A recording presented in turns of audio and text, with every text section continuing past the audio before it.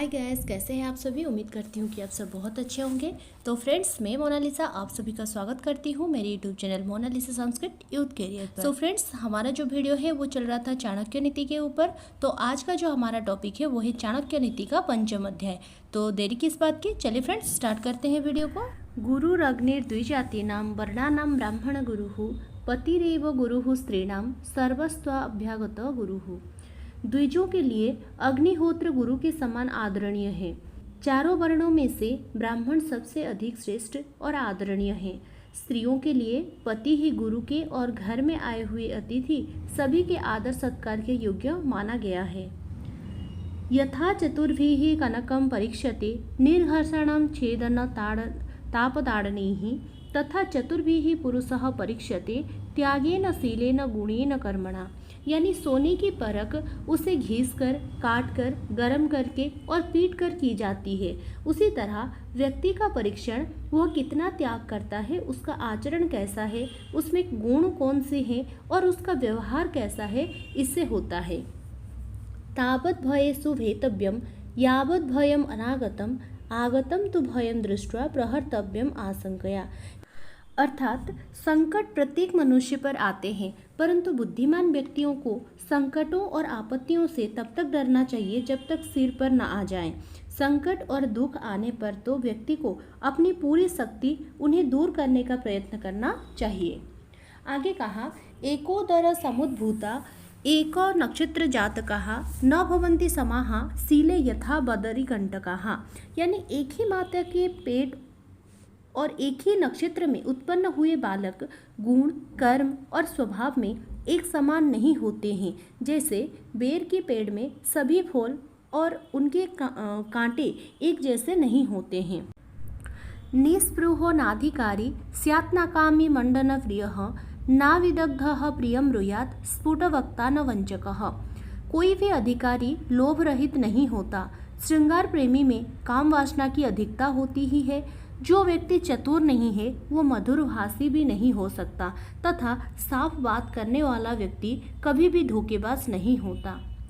मूर्खाणां पंडिता द्वेष्या अधनानां महाधनाः वारंगनाः कुलस्त्रीणां सुभगानां च दुर्भगाः। यानी मूर्ख लोग विद्वानों से वैरभाव रखते हैं। दरिद्र और निर्धन धन वालों को अपना शत्रु समझते हैं। वेश्याएं कुलीन स्त्रियों से द्वेष भाव रखती है और विधवा स्त्रियां सुहागिनों को अपना शत्रु मानते हैं। आलस्योपहता विद्या परहस्तगताः स्त्रियः अल्पबीजं हतः क्षेत्रं हतः सैन्यम अनायकम। आलस्य के कारण विद्या नष्ट हो जाती है। दूसरे के हाथ में गई हुई स्त्रियां नष्ट हो जाती है। कम बीज डालने से खेत बेकार हो जाता है और सेनापति के मारे जाने पर सेना नष्ट हो जाती है। अभ्यासात् धार्यते विद्या कुलं शीलेन धार्यते गुणेन ज्ञायते तो आर्यः कोपो नेत्रेण गम्यते। यानी विद्या की प्राप्ति निरंतर अभ्यास से ही होती है। अभ्यास से ही विद्या फलवती होती है। उत्तम गुण और स्वभाव से ही कुल का गौरव और यश स्थिर रहता है। श्रेष्ठ पुरुष की पहचान सद्गुणों से होता है। मनुष्यों की आंखें देखकर क्रोध का ज्ञान हो जाता है। वित्तेन रक्ष्यते धर्मो विद्या योगेन रक्ष्यते मृदुना रक्ष्यते भूपः सत्स्त्रिया रक्ष्यते गृहम्। यानी धन से धर्म की रक्षा की जाती है। विद्या को योग के द्वारा बचाया जा सकता है। मधुरता के कारण राजा को बचाया जा सकता है और अच्छी स्त्रियां घर की रक्षक होती है।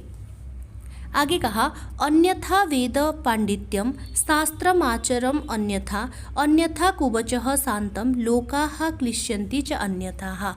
अर्थात विद्वान व्यक्ति के पांडित्य की निंदा करने वाला, शास्त्रों द्वारा कहे गए श्रेष्ठ आचरण को व्यर्थ करने वाले, धीर गंभीर और शांत रहने वाले व्यक्ति को ढोंगी और पाखोड़ी बताने वाले लोग हमेशा दुख उठाते हैं। इस परनिंदा रूप कार्य से कोई लाभ नहीं होता है।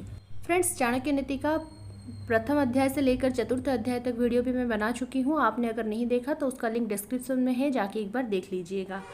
और ये वीडियो अगर आप लोगों के लिए हेल्पफुल हो रहा हो तो अपने दोस्तों के साथ शेयर करना ना भूलें। चलिए आगे का श्लोक कहा, दारिद्र्य नाशनम दानम शीलम दुर्गति नाशनम अज्ञाननाशिनी प्रज्ञा, भावना भयनाशिनी, अर्थात दान देने से दरिद्रता नष्ट होती है, अच्छे आचरण से मनुष्य की दुर्गति नष्ट होती है, बुद्धि से अज्ञान नष्ट होता है और ईश्वर की भक्ति से भय नष्ट हो जाता है। नास्ति काम समो व्याधिर, नास्ति मोह समो रिपुः, नास्ति कोप समो बन्हीर, नास्ति ज्ञानात् परम सुखम। ये तो बहुत ही प्रसिद्ध श्लोक है, जानते होंगे सब लोग। यानी काम वासना के समान कोई रोग नहीं है, मोह से बड़ा कोई शत्रु नहीं है, क्रोध जैसे कोई रोग नहीं और ज्ञान से बढ़कर इस संसार में सुख देने वाली कोई भी वस्तु नहीं है। जन्म मृत्यु ही याति एको, भुनक्त्येकः शुभाशुभम, नरकेषु पतति एको याति पराम गतिम। अर्थात व्यक्ति अकेले ही पैदा होता है, अकेले ही मरता है, अपना कर्मों के शुभ अशुभ परिणाम अकेले ही भोगता है, अकेले ही नरक में जाता है या सद्गति प्राप्त करता है। तृणं ब्रह्मविदः स्वर्गस्तृणं सुरस्य जीवितं, जितासस्य तृणं नारी, निस्पृहस्य तृणं जगत। यानी जिसने अपने स्वरूप को जान लिया उसके लिए स्वर्ग तो तिनके के समान है। जैसे एक पराक्रमी योद्धा अपने जीवन को तुच्छ मानता है, जिसने अपनी कामना को जीत लिया उसके लिए स्त्री भोग का विषय नहीं, उसके लिए संपूर्ण ब्रह्मांड तुच्छ है, जिसके मन में कोई आसक्ति नहीं है। विद्यामित्रं प्रवासेषु, भार्यामित्रं गृहेषु च, व्याधि तस्य औषधम, मित्रम धर्मो मित्रम मृतस्य च। यानी विदेश में विद्या ही मनुष्य की सच्ची मित्र होती है, घर में पत्नी, रोगी व्यक्ति के लिए औषध, और जो मनुष्य मर चुका है उसका मित्र उसका धर्म ही है।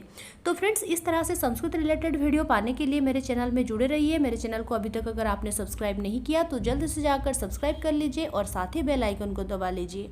चलिए अगला श्लोक को देखते हैं।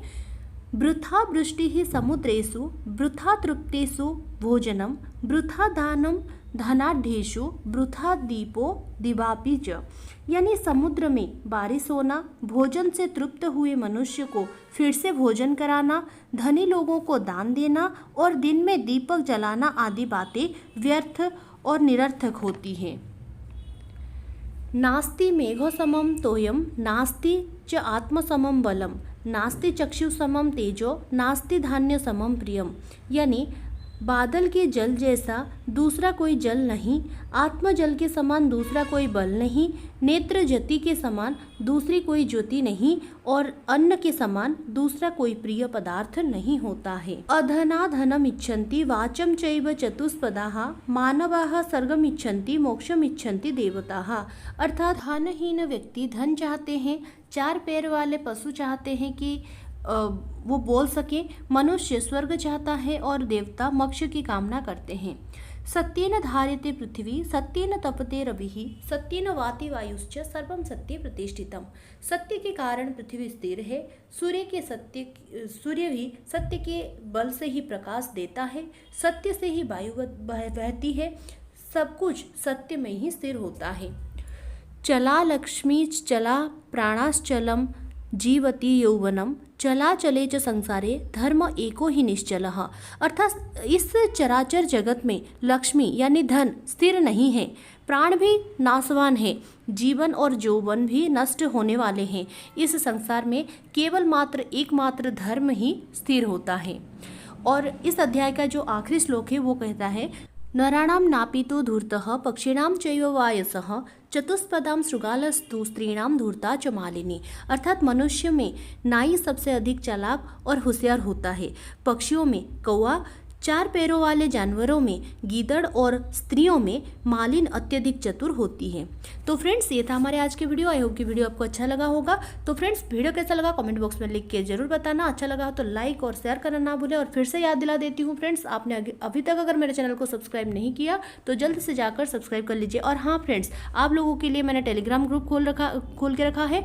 आपने अगर मेरे चैनल में ज्वाइन करना चाहते हैं तो उसका लिंक भी डिस्क्रिप्शन में है, जाके ज्वाइन हो सकते हैं। तो चलिए फ्रेंड्स, नेक्स्ट वीडियो में फिर मिलते हैं। जय तु संस्कृतम, जय तु भारतम। धन्यवाद।